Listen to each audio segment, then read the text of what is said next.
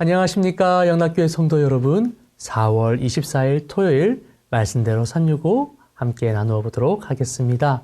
오늘 말씀은 열왕기하 7장에서 9장까지의 말씀입니다. 오늘 본문의 말씀을 보기 전에 전의 내용을 보시면 주로 아람과의 전투 장면이 기록이 되어 있습니다. 선지자 엘리사가 아람의 병사들을 다시 돌려보낸 사건, 그리고 이스라엘 왕국과 아람과의 전쟁이 주로 담겨져 있습니다. 이제는 그 전쟁이 어느 정도 마무리되어지고 하나님의 계획을 본격적으로 이루시는 장면이 기록이 되어 있습니다. 오늘 말씀의 본문을 보시면 한마디로 요약을 하자면 하나님의 말씀의 성취, 예언의 성취라고 볼 수가 있습니다. 그도 그럴 것이 오늘 말씀의 내용은 사실 열왕기상에 먼저 기록이 되어 있기 때문에 그렇습니다. 열왕기상 19장 15절에서 17절까지의 말씀을 보시면 이 예언이 이미 기록이 되어 있습니다. 제가 한번 15절에서 17절 말씀 읽어보도록 하겠습니다. 여호와께서 그에게 이르시되 너는 내 길을 돌이켜 광야를 통하여 다메섹에 가서 이르거든 하사엘에게 기름을 부어 아람의 왕이 되게 하고 너는 또 님시의 아들 예후에게 기름을 부어 이스라엘의 왕이 되게 하시고 또 아벨 무홀라 사밧의 아들 엘리사에게 기름을 부어 너를 대신하여 선지자가 되게 하라. 하사엘의 칼을 피하는 자를 예후가 죽일 것이요 예후의 칼을 피하는 자를 엘리사가 죽이리라. 아멘. 말씀의 내용을 보시면 아람의 왕을 하사엘로 세우는 것, 그리고 이스라엘의 왕을 예후로 세우는 것, 엘리야의 후계자를 엘리사로 세우는 것이 기록이 되어 있습니다. 그리고 오늘의 본문의 말씀 보시면 이와 같이 하사엘과 또한 예후가 세워지는 것을 볼 수가 있게 됩니다. 이 말씀을 주신 상황은 선지자 엘리야가 가장 힘든 시절이었습니다. 그가 바알과 아세라 선지자와의 대결을 해서 승리한 이후 이제는 더 이상 고통당하지 않을 것이라고 생각했던 그때 오히려 아왕의 아내인 이세벨에게 쫓김을 당하게 됩니다. 몸도 마음도 모든 것이 무너진 상황 가운데서 하나님께서는 엘리야를 위로하시고 희망을 주시기 위해서 이 예언의 말씀을 허락하십니다.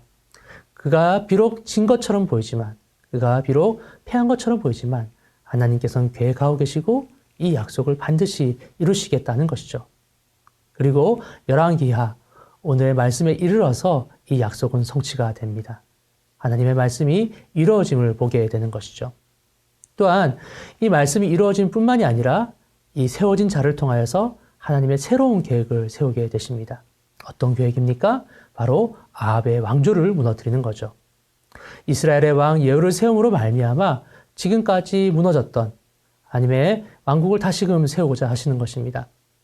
우리 모두가 알다시피 아합 왕조는 하나님 앞에 너무나 패역한 왕가였습니다. 아합 왕은 물론이요, 그의 아내된 이세벨, 그리고 그의 딸인 아달랴에 이르기까지 하나님의 말씀을 무시하고 악한 길, 그리고 그 악한 길을 통하여서 이스라엘 전체를 혼란에 빠뜨려진 이 아합 왕조를 하나님께서 예후를 통해서 새롭게 세워나가는 것입니다. 하나님께서는 오늘 이 말씀을 통해서 우리는 두 가지를 정리해 볼 수가 있습니다. 먼저 하나님의 말씀처럼 그 말씀은 반드시 이루어진다는 것입니다.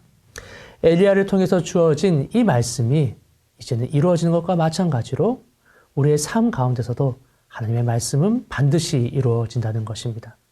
하나님의 말씀은 결코 땅에 떨어지지 않습니다. 오히려 이루어지고 우리의 삶 가운데 하나님의 살아계심을 드러내게 됩니다.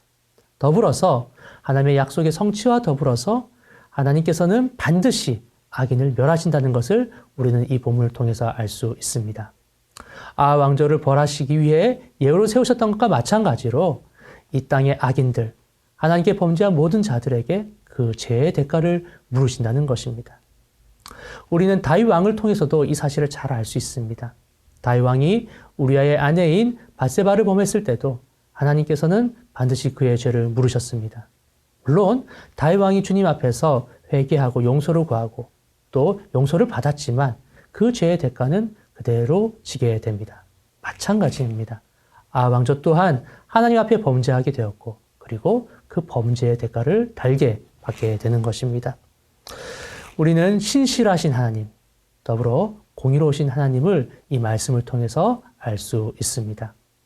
사랑하는 여러분, 하나님께서는 신실하셔서 반드시 그 약속을 지켜주십니다. 더불어서 하나님께서는 공의로우셔서 악한 자들에게 반드시 거기 대가를 허락하십니다. 죄의 대가를 허락하십니다. 모든 삶 여정 가운데 흔들리지 아니하고 신실하시고 공의로우신 하나님을 의지하시는 저와 여러분들이 되시기 바랍니다. 주님께서 우리의 삶을 책임지시고 인도하시는 가정 가운데서 우리는 신실하시고 공의로우신 하나님을 경험하게 될 것입니다.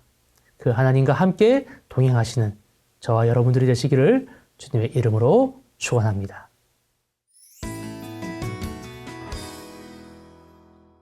4월 24일 토요일입니다. 오늘 함께 나누실 말씀은 열왕기하 8장 18절입니다. 그가 이스라엘 왕들의 길을 가서 아합의 집과 같이 하였으니 이는 아합의 딸이 그의 아내가 되었습니다. 그가 여호와 보시기에 악을 행하였으나. 남왕국 유다의 왕 여호사밧의 아들 여호람은 32세 왕이 되었습니다. 그리고 8년 동안 통치하였습니다. 그런데 성경은 그를 실패한 왕이라고 규정을 짓고 있습니다. 왜 그럴까요? 이렇게 되어 있죠. 이스라엘 왕들의 길로 가서 아합의 집과 같이 하였으니 라고 되어 있습니다. 여러분, 이거 좀 특이하지 않습니까? 여호람은 남왕국의 왕인데 어떻게 북왕국의 왕인 아합의 길로 행하게 된 것일까요?